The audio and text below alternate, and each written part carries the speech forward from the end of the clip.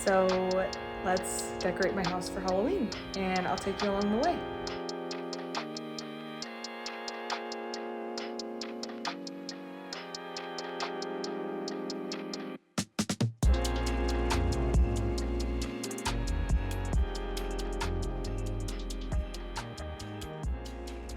Hey everyone, welcome. My name is Danny, and since it's almost October, since it's almost spooky season, since it's almost the holidays, I love to decorate, and I wanted to try something new and maybe post how I decorate my house, some tips and tricks for decorating for the holidays. But October is one of my absolute favorite holidays of the whole year, and I am already getting excited about the thought of decorating my house for October and Halloween. This year I am not buying any new decorations for my house, so I'm just gonna be using what I already have. So we'll have to get a little bit creative. So welcome, let's start decorating the house. I think kind of the way I figured I'll structure the video is let's go through all the decorations that I have collected from previous years, and then we can kind of start deciding where we're gonna put things. I'll show you my process, I'll show you how I plan, and then how I kind of disperse decorations throughout the house. And also I'll give you some just tips and tricks as I go through the video on, budget-friendly ways of decorating your house for the holidays, and specifically Halloween, since this one is a Halloween budget-friendly tips and tricks video. And yeah, we can go from there, but looking forward to it. All right, let's get going. Okay, so I figure first things I'll do is I'll show you my living room at, high level glance, what it looks like pre-decorated. I've got the pups in their beds, perfect timing, nice and tired from getting run outside, but yeah, so high level, this is what my living room looks like, non-decorated. A little sitting area, kind of a conversational piece. I've got some ideas for this wall behind the couch, but the main area that I'm gonna be decorating this year is my living room, just because this is where me and my boyfriend hang out the most. We like to watch our shows. I love to make it spooky and cozy is kind of the vibe that I'm going for. So getting into it, first things first, what I usually like to do is I keep all of my decorations in a decorations box. I've got like multiple decorations box in the garage. I'll pull all of those out, and then I literally line them up just so that I've got visibility, I've got visibility into everything that I have. So the decorations that I already have, I've got 2 pillows that I ordered from a website. I've got a pillow that says Boo and a pillow that's a crow. I have these really cool birds that are sparkly, and they are flat, and they go on the wall, and they're super easy to just kind of like tape up. And what's cool about them is that although they're flat, they're designed in a way where you can put them against the wall and they fold up, so it gives dimension. That way you can kind of create a scene of birds, and at night when there's lights flashing around the room, the lights will flash onto the wall and it'll look like shadow, and it's super easy to do. So yeah, we're gonna do some birds on the walls, also different sizes, so some small, some big, flying in different directions. So we're gonna do birds. We also have this little funny spooky guy in a cauldron. I've got some battery operated orange lights that I figured I would put on my little fake olive tree in the corner. I pulled just like some candles that I had around the house, which I can kind of orientate in different ways. I have a bunch of other candles as well, so this is not the only one that I have. I have this little candlestick, which I thought I could place somewhere. This is also not like a Halloween specific candlestick. This really pretty glass pumpkin. This doubles as a Thanksgiving decoration as well, but it's a really pretty glass, sparkly tan pumpkin. I've got these little coasters with skeleton hands on them to put around. Spider webs. I bought it, I believe, just Home Depot, and they actually came with these little black fake spiders, which was kind of cool. And then I also have these little tombstones. Then one says Eek, the other says Boo, and one says Rest in Peace. I have this little skeleton guy that I think I just got off of Amazon, but I thought he was kind of funny. So yeah, we'll put little skeleton guy out.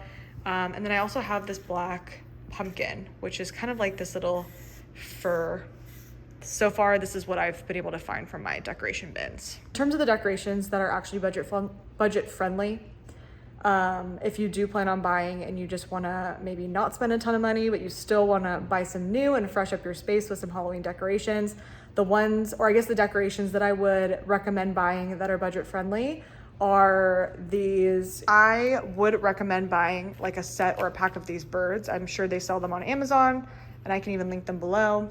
Another budget-friendly tip I would say are spider webs. These are things that you can do outside. You can do them inside. They came with these little spiders. I'm gonna put them on my fake olive tree, but I mean, if you have real plants, it's really easy to just stretch the spider webs across it and stick little spiders on them as a little extra little spooky decoration. So definitely a budget-friendly tip. My other budget-friendly tip would be to use candles. And I know we all have candles, so light up all the candles, add them into the area. You can do like different oriented, so some tall candles, some short candles, and then bundle them together to make candle scenes. That's an easy way to, I would say, decorate for Halloween. Another really cool gadget that I have, which I actually use instead of putting real tea light candles that you light, just because they kind of are a fire hazard. I want to be able to walk freely throughout my house and not leave candles. So I bought on Amazon this tea light candle charger, and it just plugs with a USB-C and the remote powered, so I can just kind of go like this. Yep, see, there we go. So you just push on, and they also have the function to slow flicker.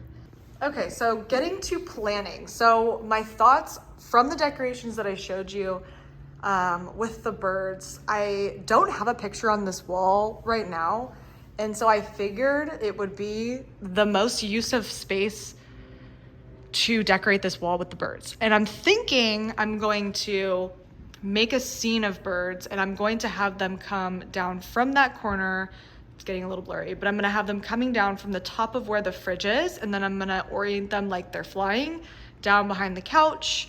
I might end them behind the couch, and then I'm gonna have them reappear behind the TV and go up.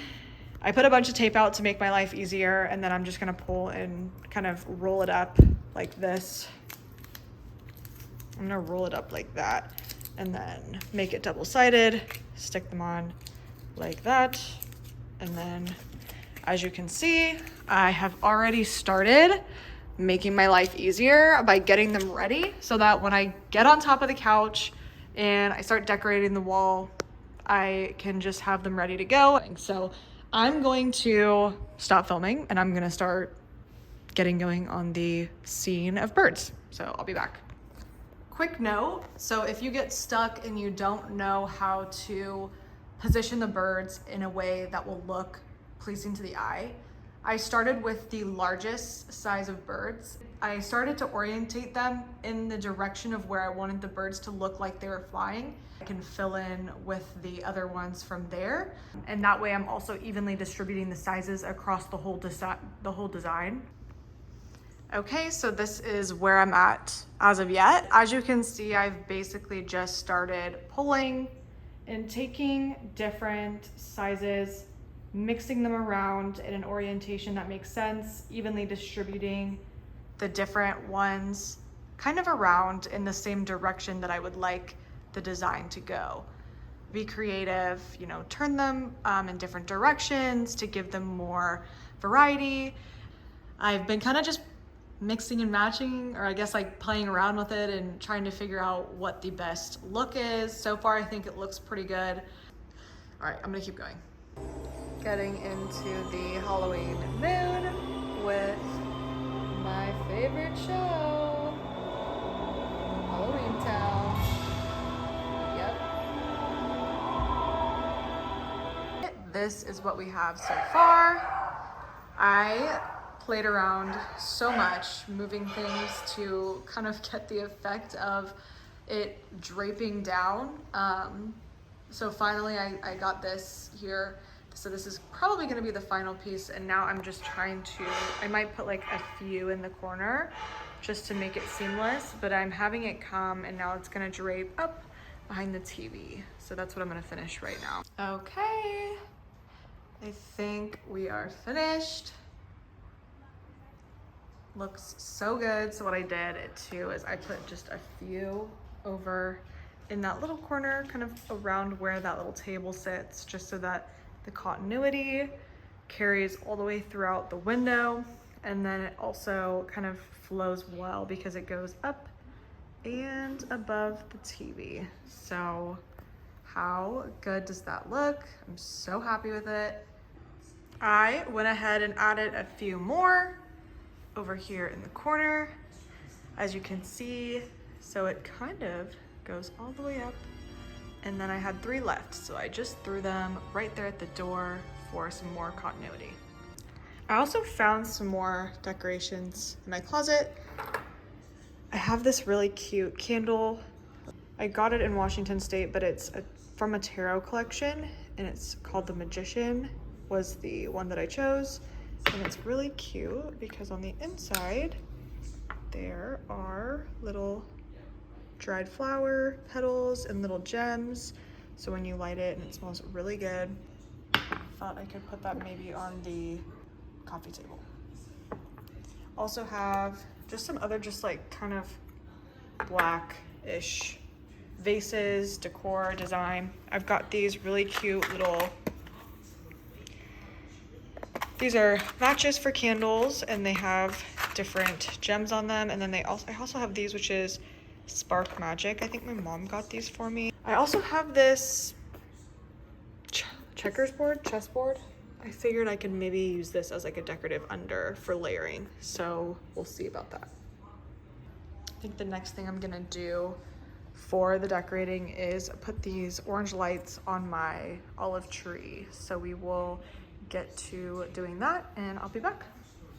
Here are these kind of neon orange LED that are battery operated. If you can find orange LED lights that have a plug, those are always better than ones that are battery operated, because then you don't have to change them out every time they die, and they die really frequently. So I would recommend finding ones that are plug-in. So you can kind of see I've got half the tree done, but another tip is if you're gonna buy lights for, you know, a tree to put in your house, always get the fairy kind of twinkle lights on the really thin wire instead of big cords, if you would like it to be like a seamless look. So I'll do the other half, and then I'll see you in a sec. Okay, so just finished. Still a little bit faint, so you can't totally see the light showing up, but it looks so cute. I think the next thing I'm gonna do now that I've got the lights on the tree is I'm gonna put the spider webs on and some little spiders. So let's go ahead and do that now.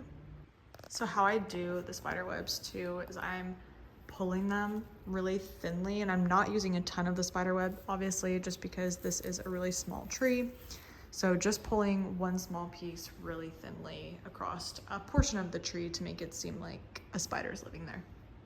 Okay, finished product. See, I barely used any of the spider webs, like barely, like I only grabbed a really small portion just because a lot goes a long way. So if you wanted to put spider webs on your kind of staircase railings, that would be a cute, fun way to add spider webs around the house. You can kind of just add them also throughout the decorations that we're gonna do underneath the TV, on the TV stand, as well on the coffee table. So yeah, let's add some cute little spiders in there, and the tree should be done.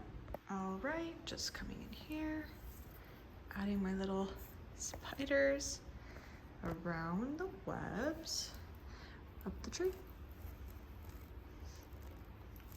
Perfect. Okay, cool. I think our tree is done. Okay, I'm gonna start for the coffee table and the TV stand by removing all the decorations that I have there currently, so that I can start planning out where I'm gonna put things, and I'm most likely gonna go for some sort of a Halloween scene.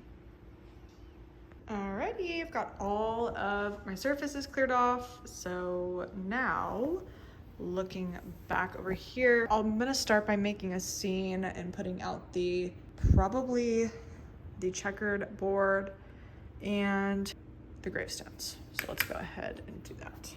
So I figured I would play with layering on top of the chessboard actually open, and I thought this was super cute. So I put this candlestick with actually a light up candle, and then the black felt pumpkin, And then I'm gonna wanna do rule of threes for decorating. So I'm gonna wanna put maybe something else right here. I'm not 100% sure.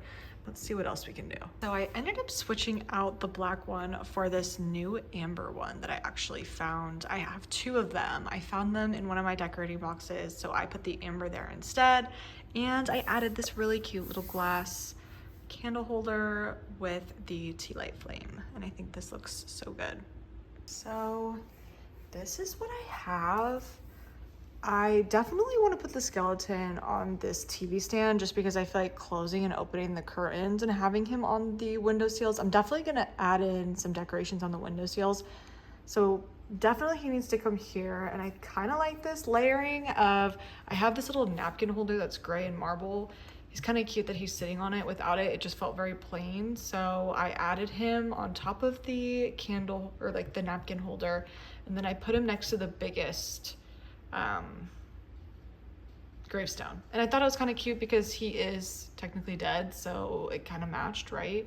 And he fits perfectly and doesn't block any of the view from the birds. So liking this. He definitely needs a candle though. Something small, something short. But that's kind of what I'm thinking. Okay, so I found 2 that could potentially work here.